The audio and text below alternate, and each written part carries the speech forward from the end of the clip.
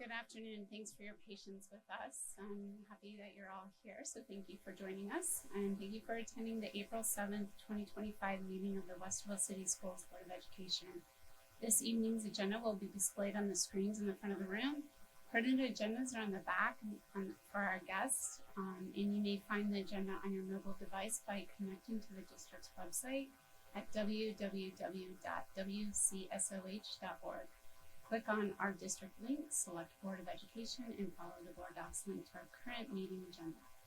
There will be an opportunity for public comment this evening. There is a sign-up sheet located on the table in the back of the room. Each speaker will have 3 minutes to address the board, and the timer will be shown on the screen. This portion of the meeting shall be limited to no more than 60 minutes. But before we go any further, we're going to swear in our newest board member, Dwight Heckelman.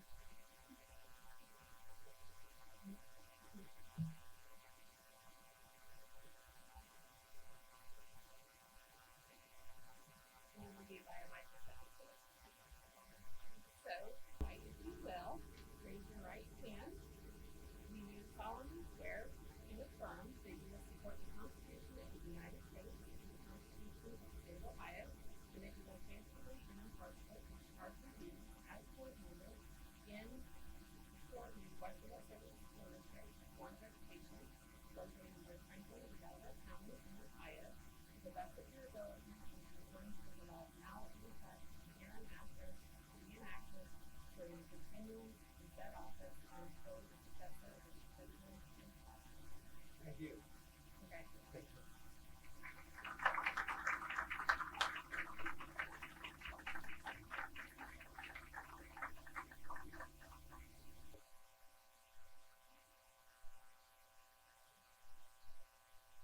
Okay, will you join us for the, and with Ms. Marshall, will you call the roll, please?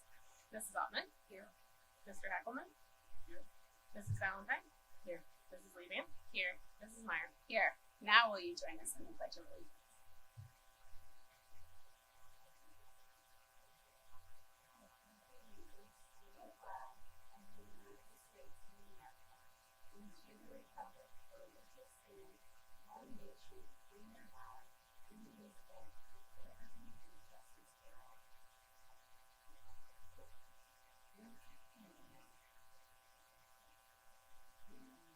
We do not have any district highlights tonight or recognitions, so moving along to reports 5.01.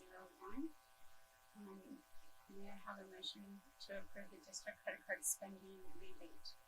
Oh, yeah. Could you talk to us about the district credit card spending and rebate, Ms. Marshall? Yes, thank you, President Meyer. So this is an annual requirement. It was a new requirement from the state about, probably 6 or 7 years ago, where we report to the board.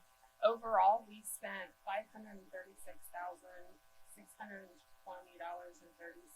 on the district's credit card. We do only have one district credit card. We hold that in our office. We sign it out as needed. Mostly that spend was to pay our Bureau of Workers' Compensation payment, which we do that so we don't even earn a credit back. We also paid for some travel expenses for professional development, things like that, hotel, air fees, that sort of thing. And so that's mostly what we use the district's credit card for. And we earned a rebate of 1.09%, or $5,856.50. And that concludes my credit card rebate report for 2025. Thank you. Are there any questions or comments? Okay. Next up, we have the superintendent's report, Ms. Howard. Thank you. I've actually partnered with Nicole, so we have a lot going on right now with school funding, as you all are aware. And I would like to thank Nicole for going down to the State House and testifying last week, and Jen Altman for accompanying her as well. I know Nicole's been able to testify a couple of times. I'm actually signed up to testify tomorrow as well. We have a lot of serious concerns about not only what we saw come out in the governor's initial proposal, but some very concerning amendments that are coming out with the House substitute bill. And so Nicole has graciously put together a few slides on that for us to kind of show what that would mean for Westerville and for public education as a whole in Ohio. I'm really glad we have such a great crowd here tonight to see this because there's just a lot going on, and it's a very concerning time with school funding at a state and federal level. So thank you, Nicole, for sharing these slides with us. Yeah, so like Angie said, this is something that like we all really need to pay attention to and make sure that we are advocating. We talk about the cost of education being a shared responsibility between the state and the local community. The state needs to remember that they need to do their part in that responsibility. So when we talk about the state's budget process, we start with the governor's proposal, which we have that. As we're going around and having meetings with our community and with our staff, those projections in that presentation are based on what was in the governor's proposal. We now have the House's introduced substitute bill for House Bill 96. So it has not been voted on by the full House just yet. This is what's been introduced with all of the amendments and different things for the House, what they've been having hearings on. They are having another hearing tomorrow in the House Finance Committee. Like Angie mentioned, she's going to go down and testify. I plan to go down there with her as well, but they're probably sick of hearing from me by now, if I'm being honest. So I will be down there as well, and they're planning to vote it out of committee tomorrow and get it to the full House by Wednesday. And so we have some real concerns about the House's what's in the current introduced sub-bill version. So, but we're still waiting to see what happens in the House. Then after we do all that, we get to go visit the Senate and go through it all over again with the Senate and what that looks like. So then we come to conference committee, which is Senate and House. They work out the differences between all of those budgets, lots of closed door discussions during that time. So we really want to be paying attention. Lots of things happen quickly. They want to get it to the governor's desk by June 30th. That's the goal, because the state's operating budget needs to start July 1st with their fiscal year. So the governor's proposal overall would mean $6.9 million less in revenue over the next 2 years for Westerville City Schools. And for all traditional public schools, it would be $103 million less under the biennium period for all schools in Ohio. While doing that, it also adds several new requirements for all traditional public schools. I continue to tell people I don't know any business that functions by reducing revenues and increasing services, yet the state continues to ask us to do that over and over again. The House's proposal, they've introduced this provision for a clawback. And what it does is it would require the County Budget Commission to claw back any general fund balance over 25% of the preceding year's expenses. This would be a reduction in our resources for next year of $121 million if that goes through as it sets in that introduced substitute bill. This would devastate our district. This would devastate public schools across the state if this goes through. Overall, the House's proposal allocates an additional $20 per student in fiscal year 26 and $30 per student in fiscal year 27 in the state funding formula. So that callback would be a loss of $121 million next year. And that would go through the local tax levies that we have.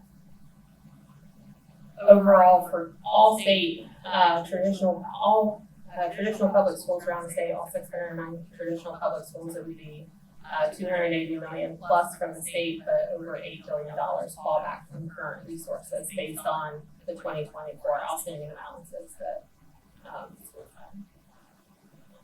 And again, also adds several new requirements for that. And when we think about the consequences, so we are required to do a 5-year forecast. We would immediately be in fiscal watch, and that would require state oversight if that were to happen.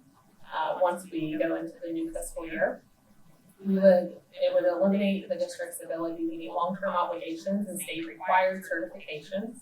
Nicole, can I just pause you for a second on that first point, because that might be a little confusing to folks as to why we would be in fiscal watch if we had so much of a cash surplus that they were taking it back. Can you just kind of explain what that means on the life of the forecast, please? That is a great question. Thanks for asking it. So the fiscal watch is what does it look like that third year of the 5-year forecast, and what does that end reserve balance look like? Because that cash balance is going away, and we are deficit spending year over year by over $20 million a year. We would be in a severely negative fund balance overall, the unreserved fund balance. This is a really important point. I know Nicole talked about in her testimony. I plan to address it tomorrow online. Our associations have been bringing this point up, and we had an opportunity to meet with some of our local legislators on Friday and made this point. You can't just look at the first years. We have a long-range plan that includes utilizing that cash as a stopgap. And so they're only wanting to look at that first year of the cash and not over the cycle in forecast. So that's a really Even though important we're point. required to do a 5-year forecast, we're required to have positive unreserved balances in order for us to meet any sign any long-term contracts, meet any long-term obligations that we have. We already have obligations based on the fund balance that we do have. We would not be able to meet long-term obligations that we currently have if they were to fall back that much money from us in our fund balance. It would require substantial cuts in programs and services for all students, likely down to the state and federal requirements. It would jeopardize the district's ability to meet payroll obligations throughout the fiscal year. So our largest source of income are our local property taxes. We receive settlements twice a year for our local property taxes. So we would be looking at, mid-year, would we have enough cash on hand to be able to meet payroll obligations? The other thing that I think is important for everyone in Ohio to understand is that overall, bond ratings for public schools, for all Ohio entities really, when we talk with Moody's and Standard & Poor's and their rating, which impacts what our interest rate is, when they're rating our bonds, we generally have good ratings on our bonds because of the reliability of our ability to collect revenues through local property taxes, because local property taxes in Ohio, as they are set in law, are an extremely reliable source of income for local governments, including schools. And that's the way the rating agency views them. And as I shared with the House Finance Committee members during the question and answer period, that if the state starts passing laws that would drastically change or reduce property taxes revenues and not make that a reliable source of income for schools, that would hurt our bond ratings. That would hurt everybody's bond ratings overall, which would raise interest rates, and we would all basically have junk bonds at that point. And so that's a real issue that I think the state, as they're thinking about policy that they're setting, they really need to think about what that looks like. The provision in the House's introduced sub-bill doesn't provide for the next year. So they claw back the revenue, and then there's nothing that brings it back up in the next year. So that would mean that we would be back to the voters every year with new operating levies. The operating levies would likely cost 12.5% more for all homeowners due to the elimination of the rollback. So I'm going to spend a little bit of time here. In Ohio tax law years ago, prior to 2013, all voted levies for homeowners were reduced by 12.5%. So there was an automatic 10% rollback, and then an additional 2.5% rollback for anyone who lived in their home. Basically, they called it the owner occupancy credit. So 12.5%, every homeowner received a reduction on every new levy, 12.5% off of that levy. The state reimburses the schools for those levies, for that 12.5% rollback for those levies. They eliminated that rollback for all new levies after 2013. So every levy we have passed since then costs 12.5% more than what it would have prior to 2013. However, the state continues to reimburse us for all of those levies that were passed prior to 2013.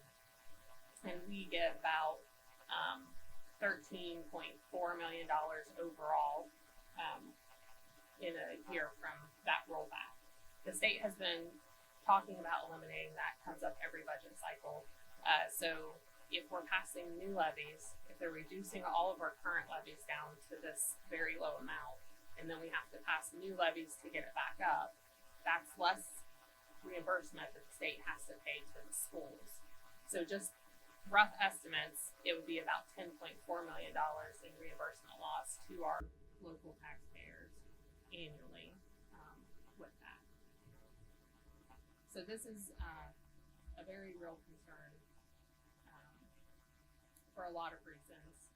I do think that this is something that would require, I think when we're talking about changes like this, it really requires a lot of conversation around what is good public policy for the state as a whole. The state went through, they had a property tax reform and review committee that met over a year's time. They heard from all kinds of different experts around the state about how property taxes work. They learned all of these things, and they produced a report with recommendations from that committee. And this was nowhere on there. The 25% fund balance callback, none of that was on there. I don't know where this came from. And I shared with the House Finance Committee that I really hope, however, this provision came to be in the sub-bill was because people don't understand how property taxes and school funding works, and not because someone is trying to eliminate traditional public schools.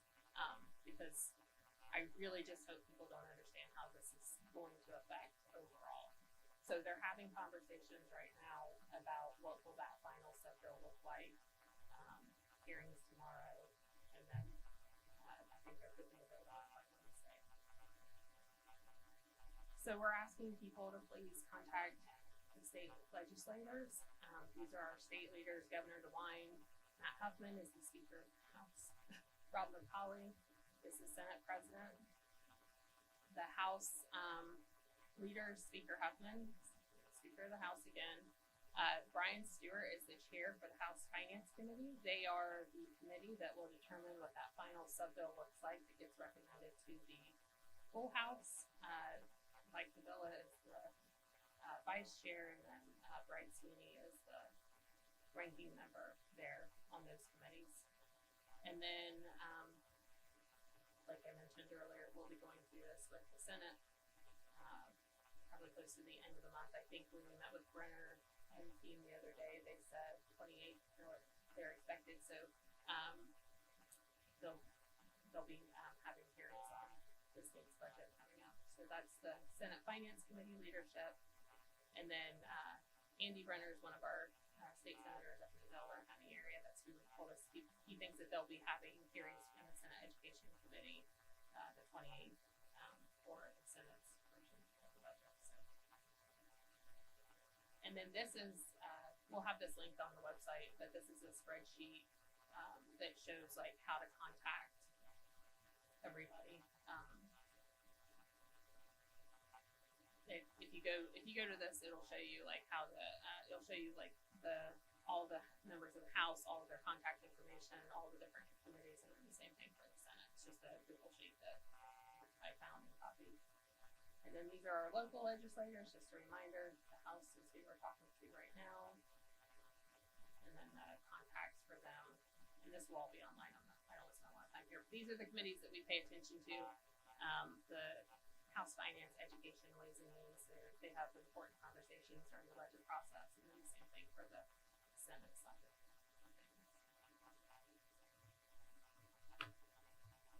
Questions? Yeah, I don't necessarily have a question at the moment. I do want to thank you. I know we went down and spoke to our legislators in the State House, and then we're proactively setting up meetings with the Senate, some of the senators over there, and working to get in with leadership and trying to be proactive here.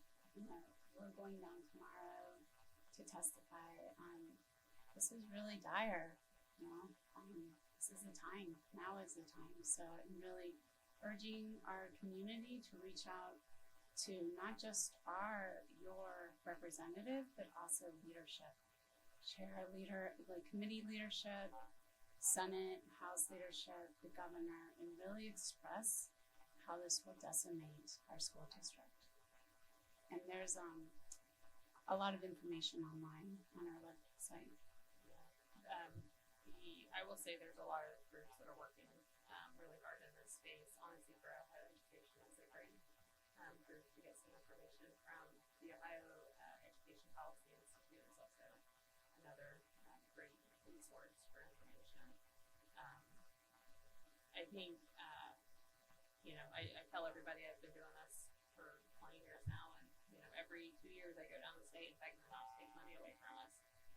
This feels much, much different than what it's felt in the past, and I think there is a real push to privatize education in the state at taxpayers' expense, and everyone is going to have to speak up. I will say our local legislators have been very responsive. They've been very good about reaching out and asking questions and understanding how this would impact us, and trying to help offer some solutions to some of this conversation. So I just want to make sure that I'm clear about it.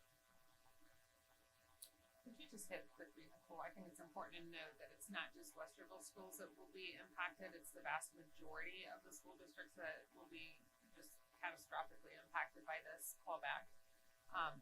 And I know you've said it before, but we have a nice crowd. And could you just hit one more time, maybe just share about when you were at the auditor's office and just kind of like, why do districts carry cash? What is the point? Yeah. Because we know, and I plan on sharing with the legislators, we have lots of needs we would like to spend the cash on. We'd like to buy computers. We'd like to take care of buildings.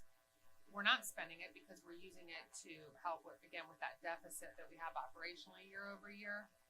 We're not the only district in that situation, but could you explain kind of why it's important for districts to have that and what the general standard is on cash? Yeah, so that's important for everybody to understand. So when we are on the ballot for an operating levy, it generates a fixed amount of revenue, right? So we expect that levy to last us 3 to 5 years, depending on what it is. So so you can think of it sort of like as a bell curve, right? We expect our balance to go up, but then it starts coming down, and we're back on the levy. And we are in that constant cycle in this district, in this area. That's just the way most Columbus area suburbs have worked. We're subject to House Bill 920, so we don't see a lot of growth in our revenue. With property taxes, the state's continuing to say we live wealthier, so we see our state share decreasing, and that's where we are in this space. I worked for the auditor's office from 2005 to 2012. I think everybody remembers the Great Recession of 2008 to 2011. And I worked with school districts and other local governments who didn't have adequate cash balances, and they were criticized for not having adequate cash balances, and they were in fiscal watch and fiscal emergency. That was my job. I worked on those projects that required a lot of state oversight. We told them what they could and couldn't spend their money on. We had commissions that were formed. They had to approve various things. And, now listening to state lawmakers criticizing school districts for being good fiscal stewards of funds and not getting into a position where we have to make severe programmatic cuts for our students because we do have adequate cash reserves, and trying to thoughtfully plan on how to spend those on one-time things and not create new cumulative growth and expenses with it.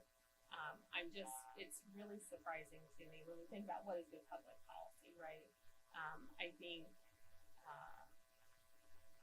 we continue to be asked to do more with less, create efficiencies, all of those things. And, for the state to just say you shouldn't have so much cash balance on hand when they're not in this space and understand how most of them don't even understand how property taxes work in the first place, much less the school funding formula, right?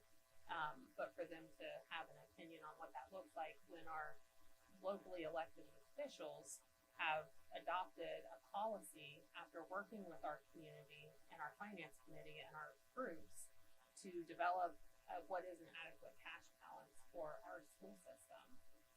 And we've created a strategic plan about how to move forward in some different spaces. I take issue with the state thinking that that's their decision and not our local level's decision. I think it's our community's decision. I think it's our local elected officials' decision. I don't think that this is a decision that should be made at the state level. I know you kind of alluded to this, but who serves on, like, what kind of people serve on our finance committee? So we have staff, we have community members, parents, someone from the chamber, lots of different people that serve on that.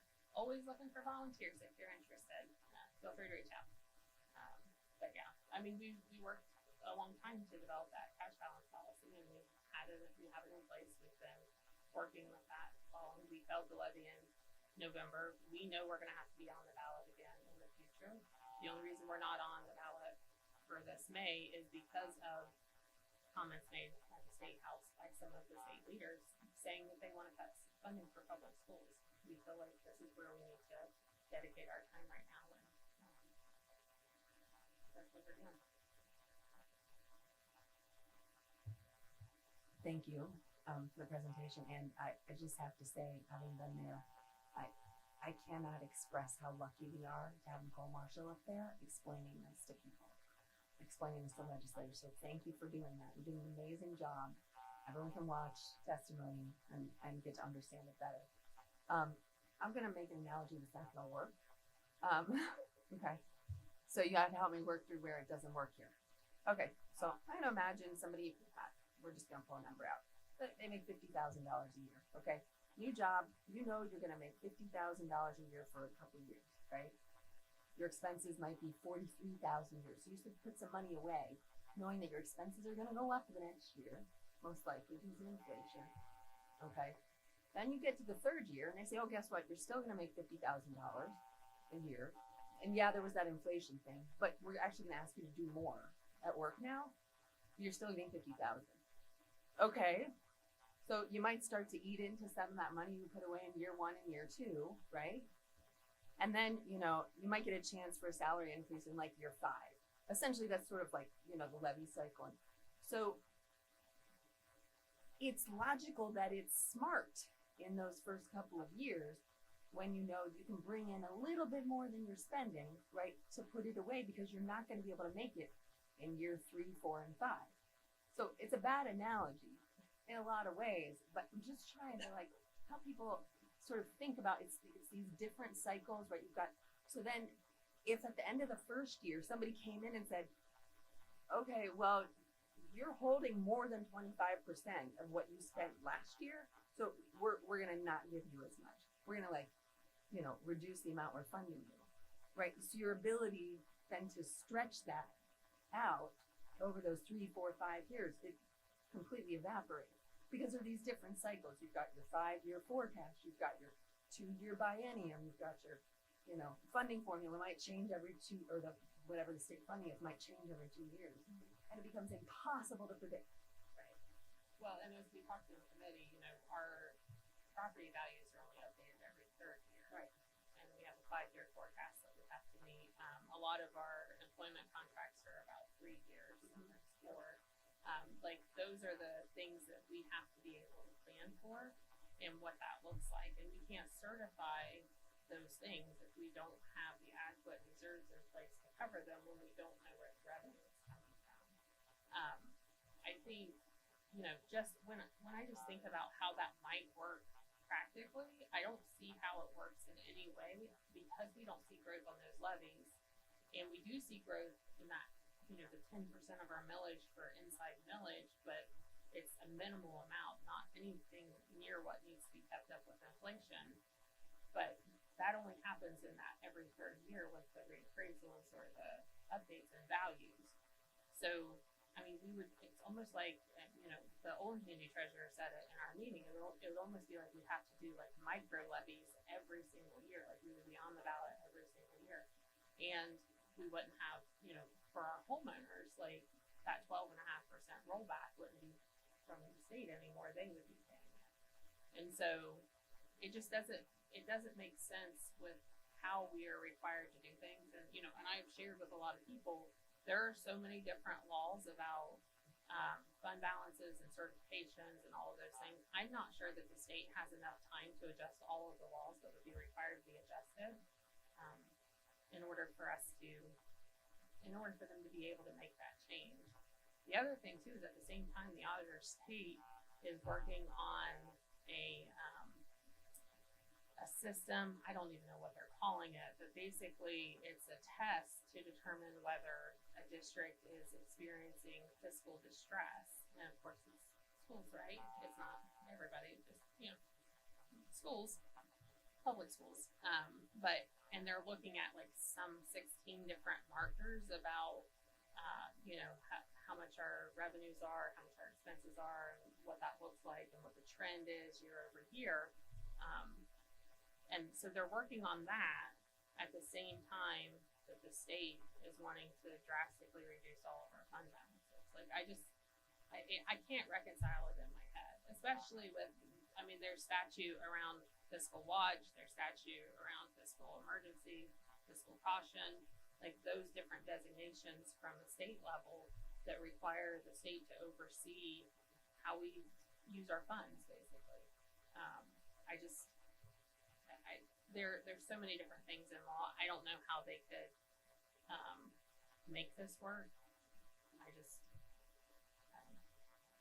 It's very frustrating because, and this is time too, right? Like, this is all of the time we have to spend trying to make sense out of all of this. And this is like a roller coaster that we go through with every biennium budget, but we have to know how it's going to impact us so that we can help educate the legislators. And what I do like to remind people is that the people in the legislature, they're not necessarily experts in school funding, and in fact, most of them are not experts in school funding.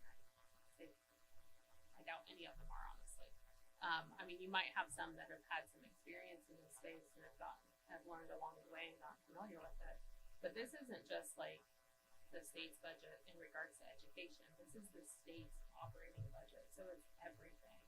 So they have to be thinking about Medicaid and the prison system, and, all of these things. And so I view our job is to help educate them. Like, hey, you might not realize this, but when you're thinking about that provision of that bill, this is how it's going to impact our community. And like, as long as they understand that, I think it's helpful if we're just kind of reminding them of how these things impact us. Because some of them don't know.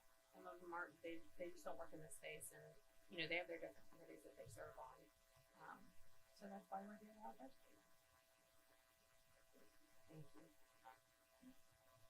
Nicole, I have a question that I think I know the answer to, but want to get your weigh in on it. So this is kind of the budget piece and what's happening with public ed. What's going on with the vouchers? That's a great question.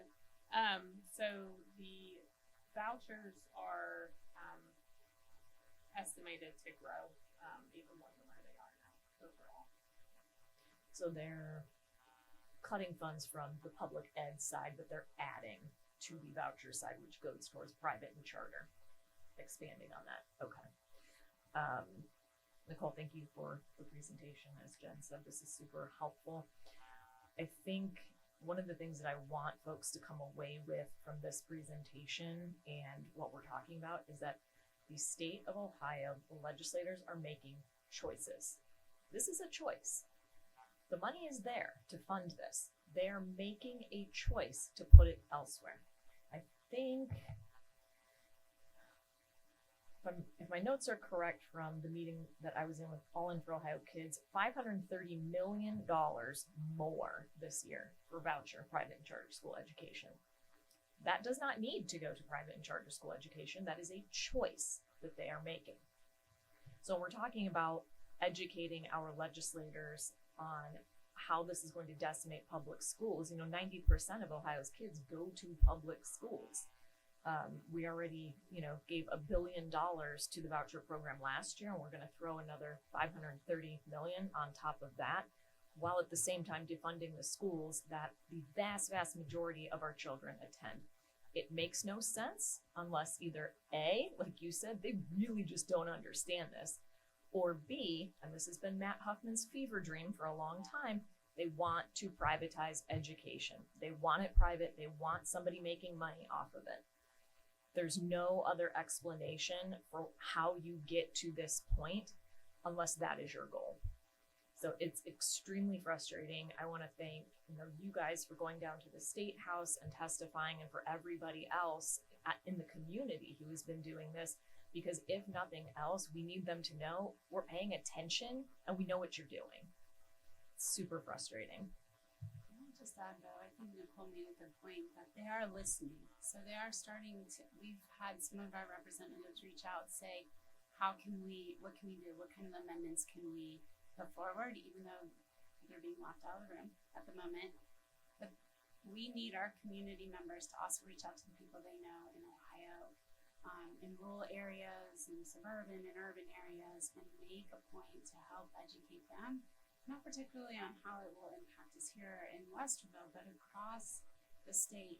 I told the legislators, my husband and I intentionally picked Westerville City Schools to raise our children in. I am a product of it. My husband went to Lakewood Local, and our children are being penalized because we chose public schools over private schools. So it's just my last ditch effort for a plea. If there's nothing else, then we can move along to public comments. And thank you again for all that you've been doing. Really appreciate it. Okay, so moving along to 6.01, public comments. The Board of Education welcomes public comment on educational issues of interest to our school community. The board does not discriminate based on the identity or viewpoint of the speaker during our public participation. However, the board president may limit comments that are obscene, abusive, or harassing in an attempt to protect the privacy interests of our students. The board asks that speakers not identify students by name during their comments. Persons having public complaints about district personnel, programming, or operations will be referred to the process set forth in Board Policy 9130. Finally, the board reminds speakers that their statements should be directed to the board as a whole and not to individual board members. Each speaker will have 3 minutes to address the board. A timer will be shown on the screens, and Mr. Doran will call time when 3 minutes has elapsed. So our first speaker this evening is Mr. Tobias Gordon. Welcome.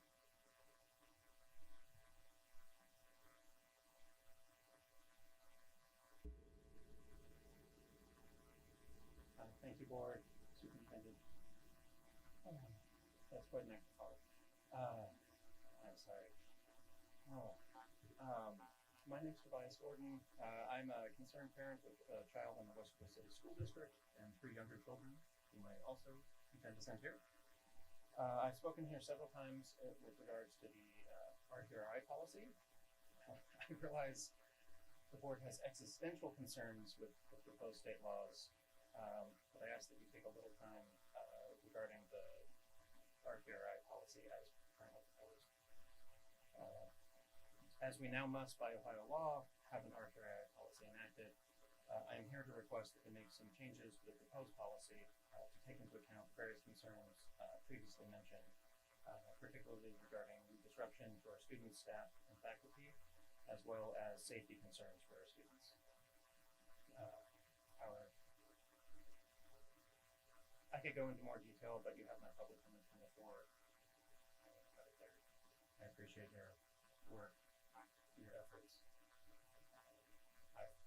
This is another item that has been a major point in front of the board over the last year, and I worry that we are going to be, if we leave the policies currently enacted, it's going to cause additional cost both to our students for safety purposes, and as well as additional cost that the district simply cannot afford.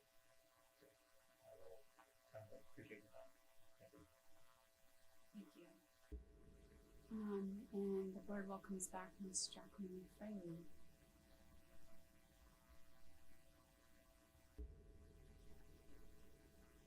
I really hate coming behind property tax hikes. I know you guys are overwhelmed by greater things, and we've talked this into the ground. But the current proposed policy still remains very vague. Before you pass this policy tonight, please consider adding things that strengthen this policy. I worked with Senator Ingram's office to get amendments added to this bill. There was only one that we were successful in adding. I'll read it to you. A school district board of education may include in its policy a requirement for a criminal records check of any instructors or volunteers of a private sponsoring entity providing release time, course, and religious instruction to the board's students under that policy. The school board of education shall determine the manner in which the criminal records checks of the instructors and volunteers of the private entity are conducted. Please require any RTRI program to have the same level of background checks that would be required for any school district level 2 volunteer. There remains concern with the lack of true parental consent attending these classes. I sat in all the hearings. I spoke with multiple senators who supported this bill. That was very difficult. They all kept saying there was no rule about what has to be in the policy, just that there has to be one, and the policy can be that it's allowed only 1 day a year. The policy that you make today is not the one that has to be the permanent policy. You can make a policy around RTRI today that makes the legal requirements to have one on the records by Wednesday and still yet come up with a more firm and cohesive solution to implement a stricter policy later. Policies are made to grow and change as we need them. Don't implement such an open policy when we know there needs to be a stricter one. If the administrative guidelines I noted on the agenda have strength in this policy, can you please share them with us? Thank you.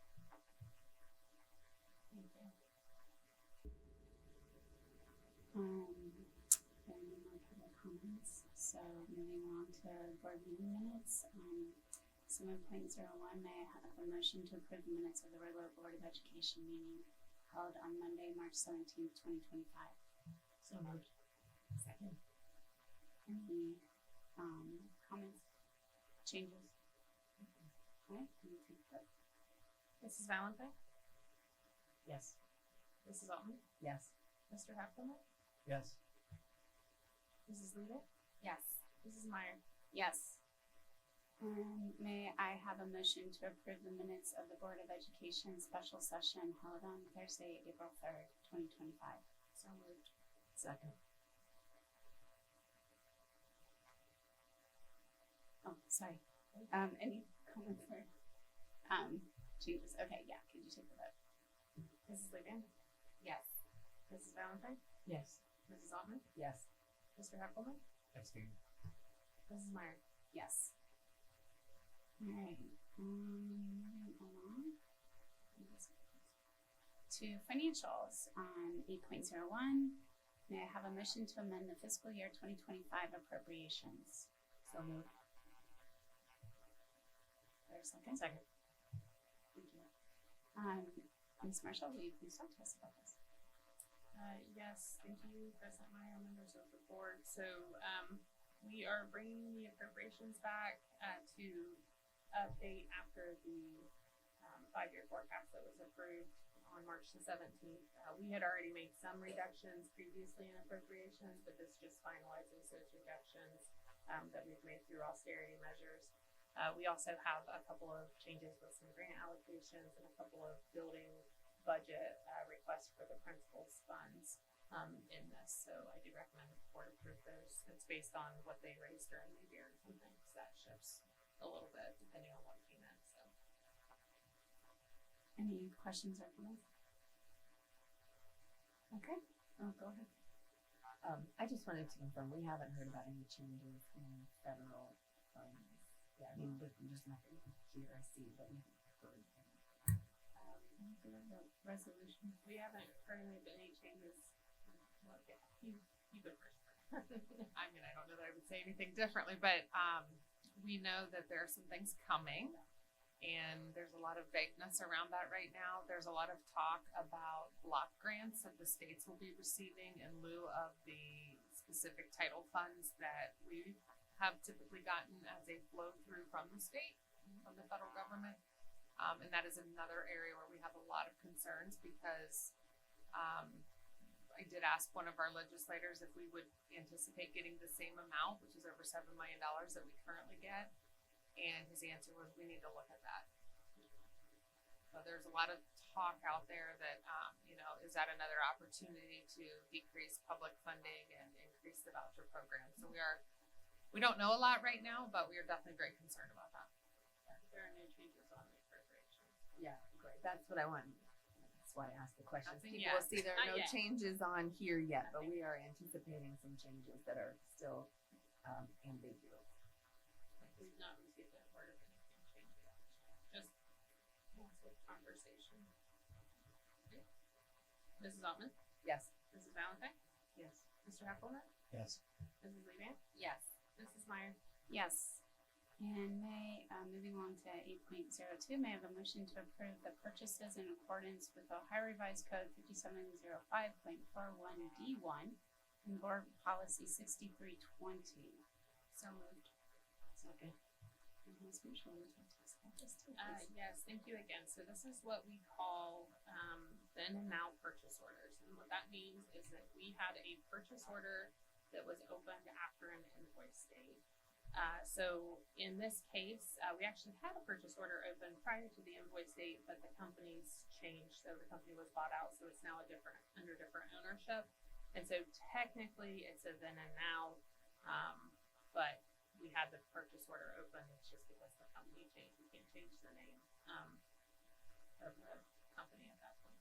So we had the funds budgeted. I would recommend the board approve this purchase. So anything over $3,000, we're required to have board approval in order for us to pay it. Thank you. Any questions or comments? Okay. Mrs. Levan, Yes. Mrs. Altman, Yes. Mrs. Valentine, Yes. Mr. Heckelman, Yes. Mrs. Meyer. Yes. And is it okay if we take personal consent agenda as one? Okay. May I have a motion to approve the personal consent agenda 9.01 through 9.16? So moved.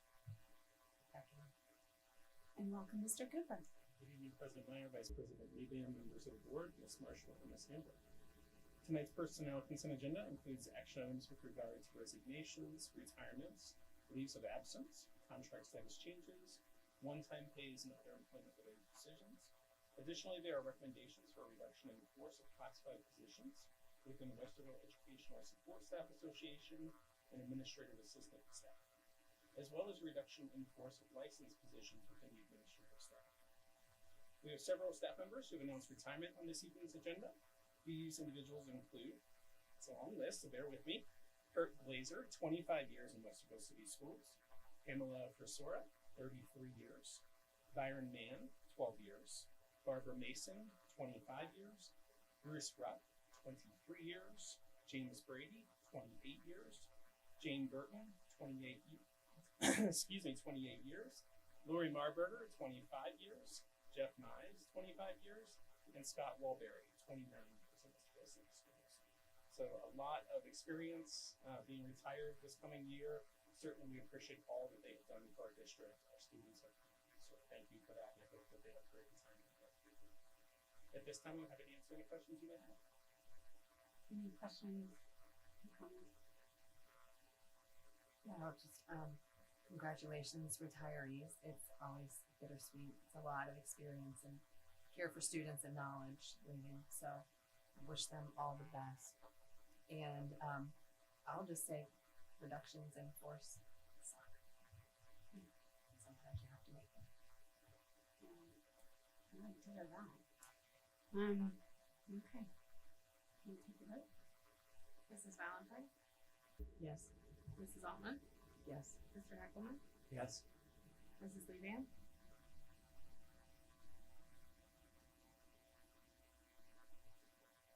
Okay.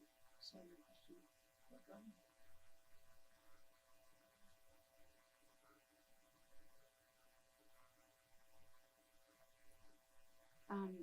Mr. Cooper, does Mr. Cooper need to come back?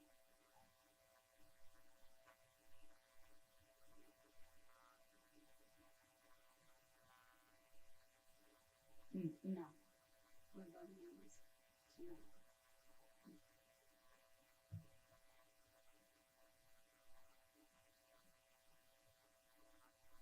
What? My vote is no. Yes. Motion passes. Okay. Is it okay if we take old business as one? Okay. So may I have a motion to approve 10.01 through 10.04? So move. Is there a second? Second. Alright. Is there any comments or questions? No, Seaman? Oh, go ahead. I mean, I'll just say all the things, right? So on, policy 5223, release time for religious instruction during the school day, I'm just gonna say this is one that I expect us to continue to. I just want to note, and I appreciate the comments that we've had over the last several months from the community on many aspects of that. That we have worked very closely with our attorneys on what they recommend in terms of the district's liability and what to include in there, and we'll continue to work with them on the administrative guidelines as well. Thank you. Yeah. Mrs. Almond, Yes. Mrs. Levan, Yes. Mr. Heckelman, Yes. Mrs. Valentine, Yes. Mrs. Meyer. Yes. And next we have new business, and the first 11.01, the first reading of policy 5751, parental status of students. Welcome, Ms. Baldwin. Good evening.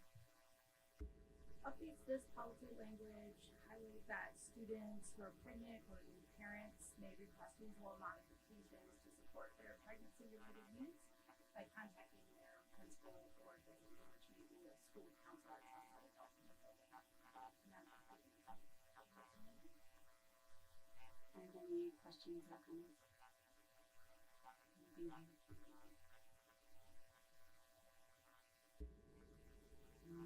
Next up is 11.02, the first reading of policy 6110, grant funds. And Ms. Marshall, will you talk to us about this, please? Yes, if it's okay, I'd like to go ahead and talk about the first three there. Sure. Four, they're, So internal Yes. controls, So cash grant management of grants, and cost principles Yes. from federal funds.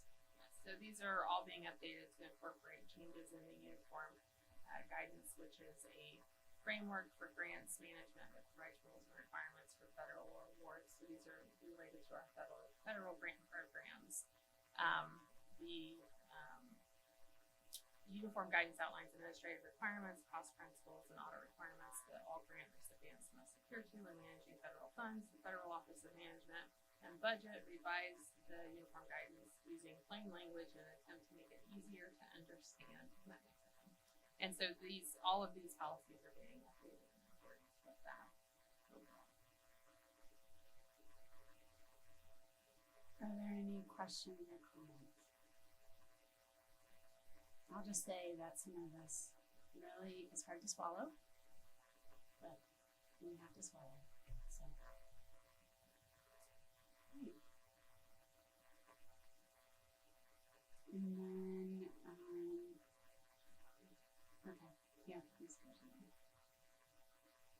So 11.06, insufficient fund. Yes. So this is being updated to reflect our current process, also with the analyst's recommendation, increase the payment time from 60 to 90 days in added language to allow the district to charge the payer for any fees incurred by. Are there any questions or comments? Okay. Thank you, Ms. Marshall. 11.07, first reading policy 8500, food services. Welcome, Mr. Doran. Good evening, President Meyer, members of the board. This particular policy has been revised to include the option from House Bill 8 to provide a school lunch for students participating and release time for religious instruction during the school day, during their lunch period. And then also under new recommendations from Neola, there's some additional language changes that have been made to this policy to include a non-discrimination clause and information about meal substitutions and about bad debt collection. Mr. Jordan said he would welcome hundreds of questions on this. Because Carrie is home. I'm just kidding, sorry. Any questions or comments? All right. Sorry, I do have a quick question. So you mentioned students participating in release time for religious instruction, having meals. So is that a requirement that they are to be provided a meal before leaving for the release time? It's just a provision to make sure that they are able to have it. Okay, all right, thanks. Thank you. All right, next up is 12, recommended action standing business, 12.01. And may I have a motion to approve a resolution for impracticality of transportation? So moved. Second. And welcome. Good evening, President Meyer, members of the board, Mr. Heckelman. Welcome to the Board of Education here in Westerville. Before you this evening is a resolution declaring impracticality for transporting identified students before you, as Ohio law allows for public schools to determine the impracticality of transportation after considering several factors such as the cost of providing the transportation and the number of students being transported. This past December 16th, the board passed a resolution declaring 14 students impractical for transportation, and before you this evening is a list containing 53 additional students deemed impractical to transport for the 2024-25 school year. The Department of Purchasing and Logistics has evaluated each listed private school student, non-public school student, per the requirements of Section 3327.02 of the Ohio Revised Code, and declared the listed students impractical to transport. Therefore, approving the 53 students this evening would allow the district to offer payment in lieu of transportation in the manner provided per the Ohio Revised Code, where the Ohio Department of Education and Workforce determines the payment in lieu amount to be paid. I'm happy to answer any questions you may have this evening. Thank you, Mr. Snyder. I just want to remind our community, and I know you said this too, that we're required by law to transport any student in our district to a private or a non-public school. And so this is just saying that we are unable to do that, but in giving them financial, monetary amount of money to be able to do that for themselves. Randy, I just want to mention it's within 30 minutes, right, from their homeschool? From their home school, yes. Eligibility is within 30 minutes of the students is what would be their assigned home school. Thank you. And what is the cost per each of these that we have to give to the parents? Certainly, the cost as identified by the Department of Education and Workforce for this school year is $583.86 per student. Thank you. If I may, it's worth noting approximately 10 years ago, the state used to reimburse the district for these funds. And approximately 10 years ago, they reduced it the first time by half and then reduced it to zero. So since that time, the local district has been burdened or responsible for the entire payment. So on top of a student going to a non-public school, further resources are drained by having to send them there or to provide for them. Thank you. Any other comments or questions? Thank you, Mr. Snyder. Thank you. Mrs. Altman? Yes. Mrs. Levan? Yes. Mr. Heckelman? Yes. Mrs. Valentine? Yes. Mrs. Meyer? Yes. And may I have a motion to approve the out-of-state overnight field trips? So moved. Yes. Second. Welcome, Ms. Baldwin. Good evening again. We have 2 overnight field trips for the board to consider this evening. The first of which was for our boys basketball team at Westerville North to travel to state championship at University of Dayton, and that did take place before a board meeting. So per our policy 2040, our superintendent did approve that trip. And then the next trip is for our Westerville North boys lacrosse team to attend 3 regional lacrosse games in the Toledo area.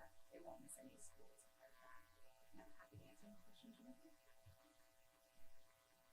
Just additional congratulations to the North basketball team and good luck at regionals. So yes. Thank you. Mrs. Valentine? Yes. Mrs. Levan? Yes. Mrs. Altman? Yes. Mr. Heckelman? Yes. Mrs. Meyer? Yes. And may I have a motion to approve the early graduate candidates who have completed all local and state requirements? So moved. Second. Good evening. Again, we have several of our students that will be completing their graduation requirements prior to their cohort graduation, and this provides an opportunity to graduate when they complete those requirements. I'm happy to answer any questions you have. Congratulations, Sarah. Wish them the best of luck. Mrs. Altman? Yes. Mrs. Valentine? Yes. Mrs. Levan? Yes. Mr. Heckelman? Yes. Mrs. Meyer? Yes. And may I have a motion to approve the resolution awarding contract to Lewis R.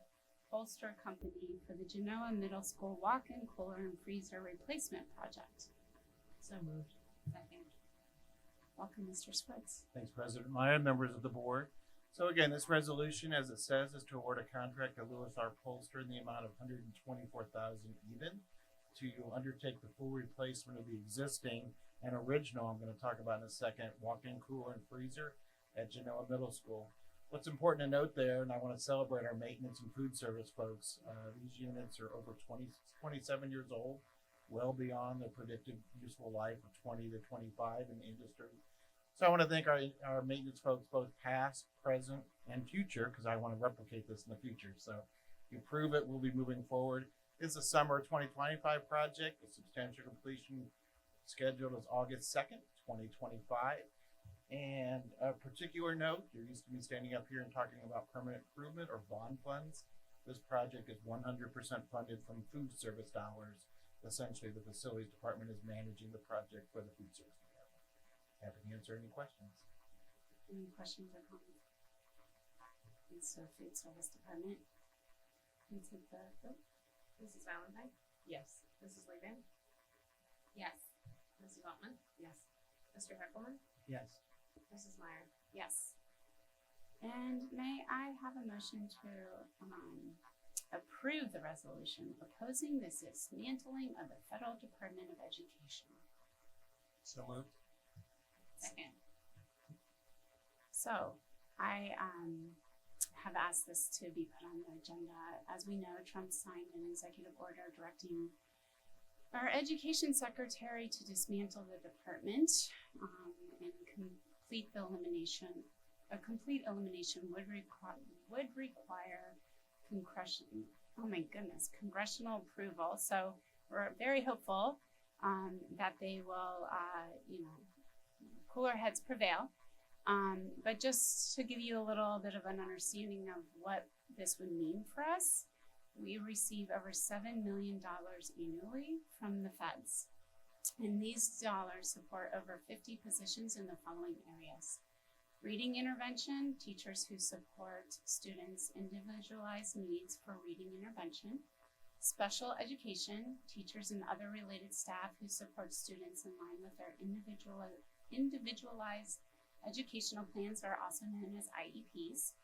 English learner supports, teachers supporting classrooms and working with English learner support, students and families.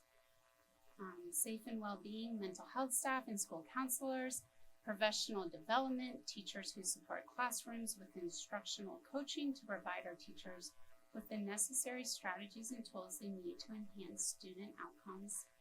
And these dollars are really meant to support programs above and beyond what state and local resources support. So it has real implications, and I know those of you sitting in the room understand this all too well. So I'm asking my colleagues to support this resolution that we will send to Congress and to ask them to stand strong. Any questions or comments? All right. Do you want me to read it? Do you guys want me to read it? It's a little long. Okay. Whereas the Westerville City School District in Ohio relies on funding from the U.S. Department of Education to support essential programs, including reading intervention, professional development for educators, and special education services. And whereas federal funding sustains over 50 positions within the district that are dedicated to support student success and ensuring access to a quality education. And whereas the funding allows the district to provide services above and beyond what state and local funds cover, ensuring that students receive the additional support necessary for their academic and personal development. And whereas reading intervention programs funded by federal resource provide struggling students with the necessary support to achieve literacy proficiency, which is foundational for future academic and career success. And whereas special education funding ensures that the district can provide mandated services and resources to students with disabilities, fostering an inclusive learning environment for all. And whereas dismantling the U.S. Department of Education would create significant uncertainty regarding the future of these critical funding streams and place an undue burden on state and local governments to fill the gaps. And whereas the loss of federal funding could result in significant cuts to essential educational services, negatively impacting students, families, and the community at large. Now, therefore, be it resolved that the Westerville City School District strongly opposes any effort to dismantle the U.S. Department of Education and urges federal policymakers to maintain and expand funding for critical educational programs. And be it further resolved that the Westerville City School calls upon local, state, and federal leaders to advocate for policies that ensure the continued support of public education, ensuring that all students have access to the resources necessary to thrive. And be it finally resolved that a copy of this resolution be sent to the appropriate federal representatives, the Ohio Department of Education, and other relevant stakeholders to communicate our firm stance in this matter. So will you take the vote, please? Mr. Eckelman? Yes. Mrs. Levan? Yes. Mrs. Altman? Yes. Mrs. Valentine? Yes. Mrs. Meyer? Yes. Next up, we have board comments. You're good to start.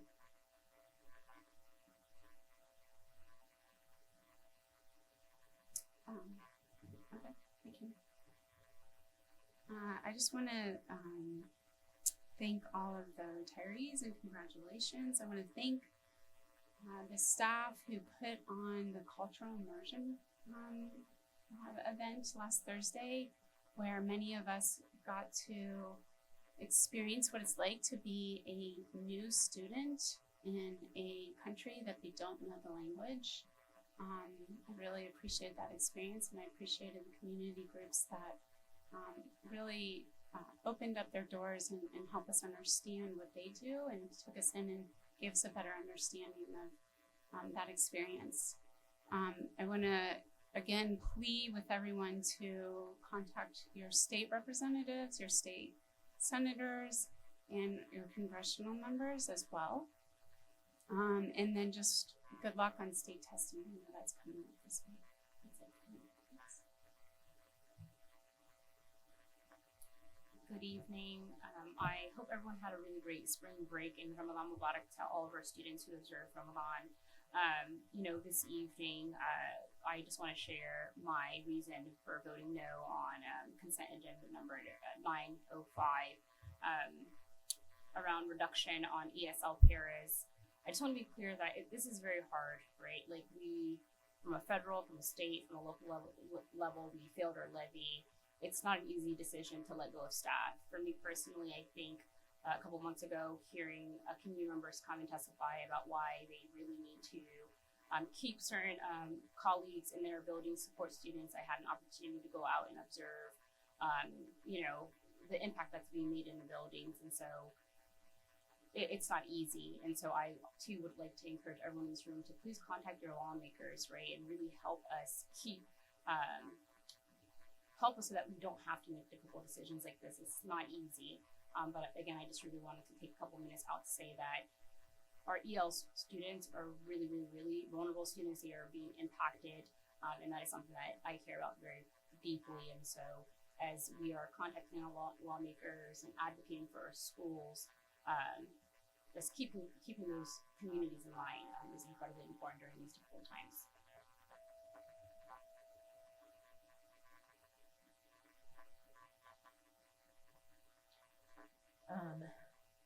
I will echo sentiments about all the retirees, all the retirements. Good Lord, that's a lot of years of expertise and service. So I hope they all enjoy their retirement, but they will all be deeply missed. I also encourage folks call your state legislators, call the senators, call the Congress people. It may seem like a futile exercise, like nobody is listening, but they are listening. And even if they're not public about listening to us all, they are talking about it behind closed doors. We need to make them feel uncomfortable. We need them to know that this is not acceptable.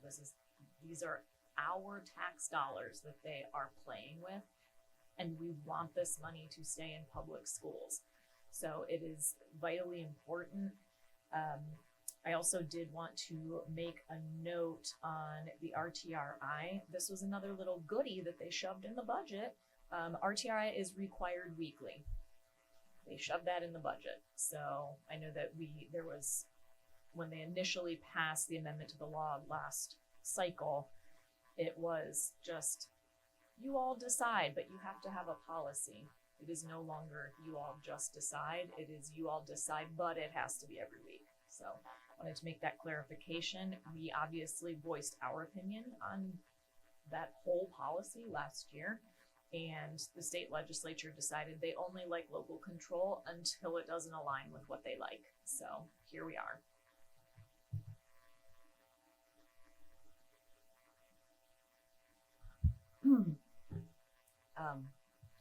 Well, on top of the congratulations to early graduates, that's a phenomenal achievement.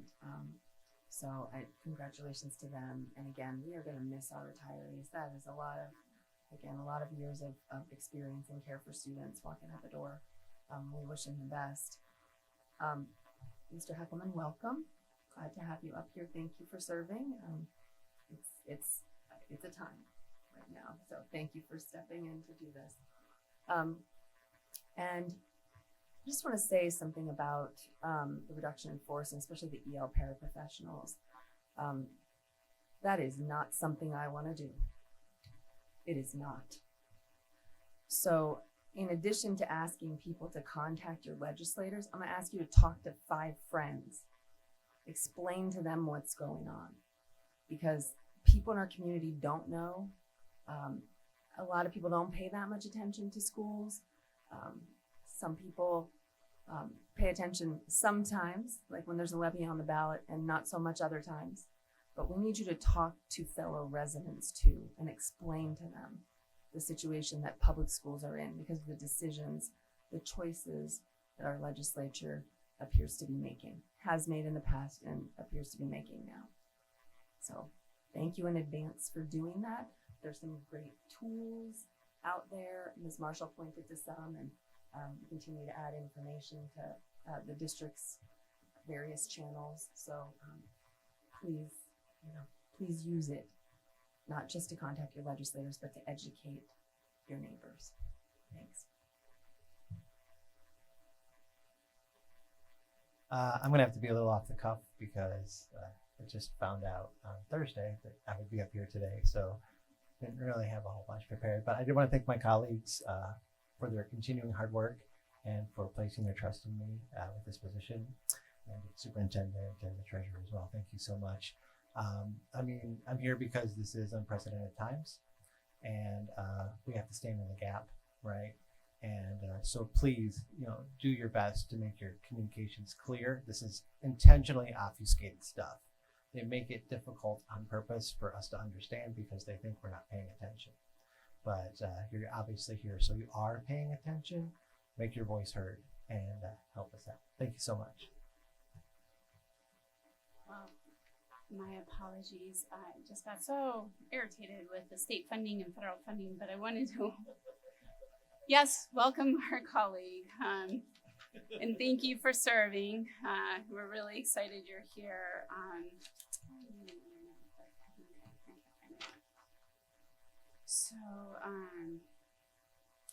I did just want to say one last thing. I'm going to echo my colleagues. None of this has been easy. I wish I could tell you how many times I've stayed up at night thinking about the impacts to this district. So this is not easy in any means. I'm sorry I'm crying, but it really irritates me. This is happening. And so I agree, contact your friends and make it known Sorry. It just really makes me mad. And I'm a crier when I'm mad and happy and sad. So there you go. The board will meet in special session for GEM Awards. Whew, we need some of that. On Monday, April 14th, 2025 at 6 p.m. at North High School, 950 County Line Road, and in regular session on Monday, April 21st, 2025 at 6 p.m. at the Early Learning Center, which is here, and that's 936 Eastwind Drive, Westerville, Ohio, 43081. And now may I have a motion to enter into executive session for the purposes of discussing the employment and compensation of public employees. So moved. Second. Mrs. Altman? Yes. Mrs. Levan? Yes. Mr. Heckelman? Yes. Mrs. Valentine? Yes. Mrs. Meyer? Yes, you're more than welcome to stay. I have no idea when they'll be back, and I imagine you guys are all pretty tired after a long day, but 7:20. you're welcome to stay.